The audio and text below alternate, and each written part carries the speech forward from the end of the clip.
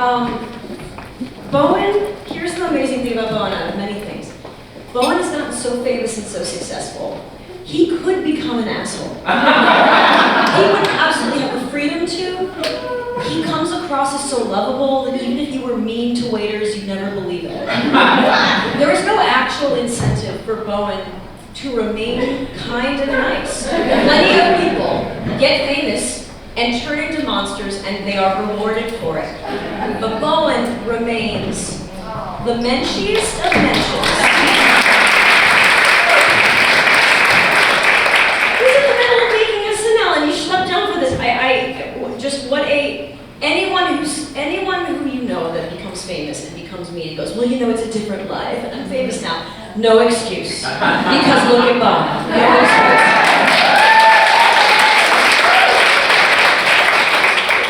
So in preparing for my groundbreaking speech tonight, I thought I would talk about the first time that I knew I was a writer. So I dug around in my basement, and I came across this. This is my actual notebook from my 7th grade after-school creative writing club.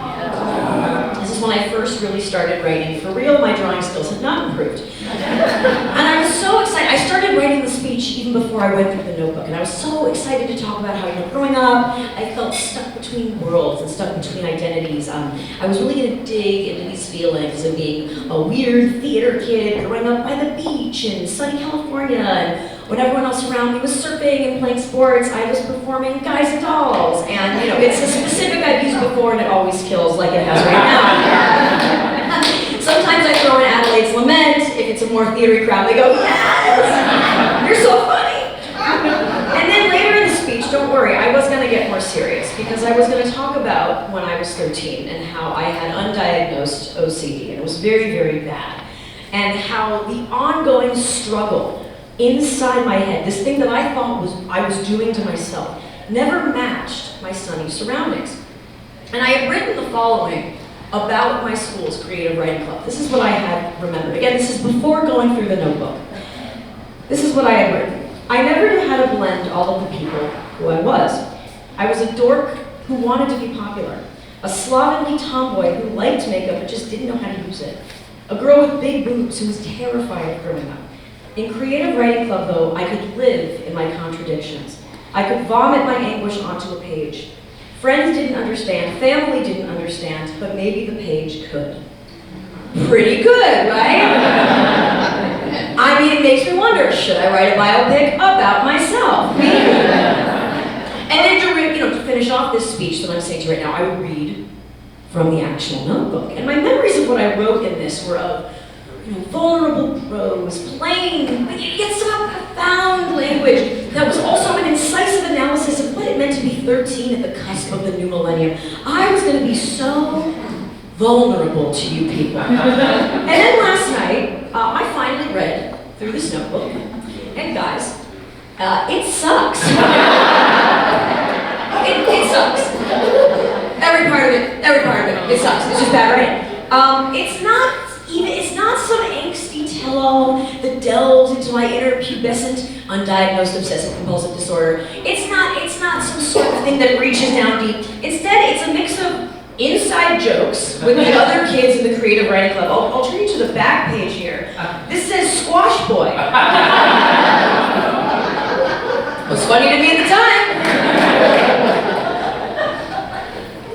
Oh, and then, I'm sorry, I just noticed on this page, I wrote, Mari and Audrey always seem to be writing about some inside joke that we don't find funny. So also I was gossiping.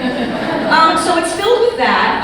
It's filled with observations that I clearly think are groundbreaking. Like, call me crazy, but Halloween decorations are cheesy. And finally, gratuitous use of disease and death when I couldn't figure out how to end a story.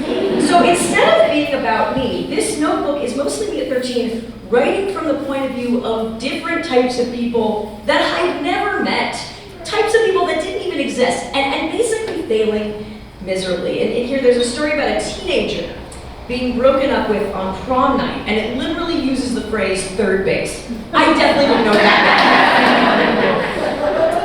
But they got to third base, but don't worry, at the end of the story, the teenage girl dies of a broken heart. So, guys, it's actually like a really good story. There's another story in this called The Helmet, which is inspired by a bike accident I had when I was 9. The story is written from the point of view of a bike helmet. It's kind of cute, actually. So the bike helmet gets adopted by a little boy, and it starts out adorable. The helmet just tells us what it's like to be a helmet, what it was like to be in the factory being a helmet, how it feels to get picked over every other helmet at the store. And in this moment, it's pretty progressive. The little boy who picks the helmet out gets teased by his father for being a sissy for wanting a pink helmet, but he doesn't care. So pretty progressive, actually. So it's fine. And then here's how the story ends. I'm just going to read you the excerpt. So this is again from the point of view of a bike helmet. The little boy, who I estimate was 6 at the time, used me until he was 11. Then one day, he went out on his bike, only looking at me and saying, "Dorky, I'm not gonna wear a stupid helmet," and rode off. The next day,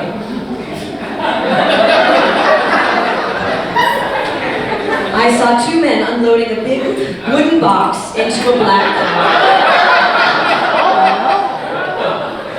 I was never used again, and the next month I was thrown in the trash.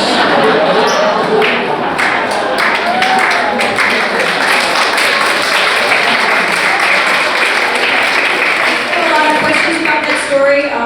One of them being, he seemingly was buried in his own house and then driven to the cemetery, which is definitely a health code violation, but I digress. So reading this notebook was jarring because the content didn't match my memories of how it felt when I wrote it. When I was in that writing club, I felt free and vulnerable and just creatively excited. It never occurred to me that what I was writing here was bad. But of course it was bad, guys. Of course, I was 13. I only just started writing. And also, did I mention I was 13? In these rose-colored glasses I had of my genius origin past, I forgot a key part of the creative process. Before you can get good at anything, you are going to be bad. Very bad. And not just not unsure, not a bit clunky, but like cringy, fall on your face, bad. And that's okay. And it's not only okay, but it's necessary. To get good at anything, you need to give yourself the freedom to fail spectacularly. You don't talk about it, but that's what you have to do, and you have to do it. And what's worse, this is why writing kind of sucks. You have to fail over and over and over and over again until one day you start to fail a little less. I don't know how to say the following in a way that doesn't sound like it's right out of the 7th grade notebook. It's trite and it sucks, I'm just going to say it. We live in such a product-oriented society. This is so trite. The TikToks are crisply edited, am I right, guys? The Instagram photos are perfectly posed. Again, I know this is shitty. But the truth is, in any medium, most of the art that we see has been edited, vetted, rehearsed, financed, perfected for public consumption, right? That's the nature of finished art. For me, getting better at writing has always been matching at what sounds good in my head, in my brain, and what sounds good to other people. It's closing that gap. That's my story.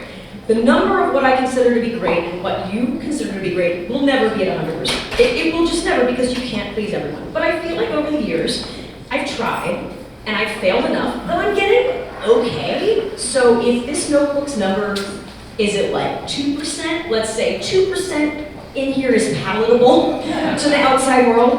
Right now, my number's at like 86, maybe, I don't know.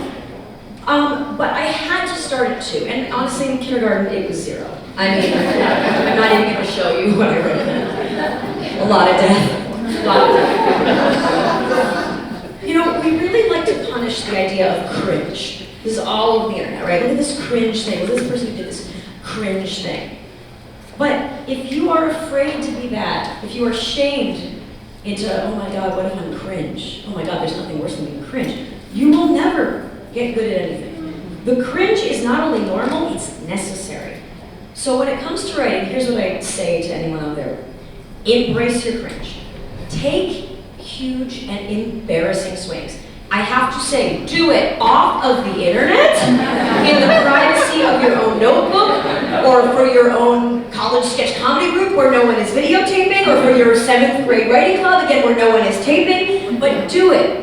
Fail, be cringe, do it over and over and over and over, because that is what craft is. And if you still, after all of this, no, I can't write that. I want to always have been talented and perfect. I want to be fully formed genius from the moment I was born. Ask yourself, do you want to watch that biopic? Thank you.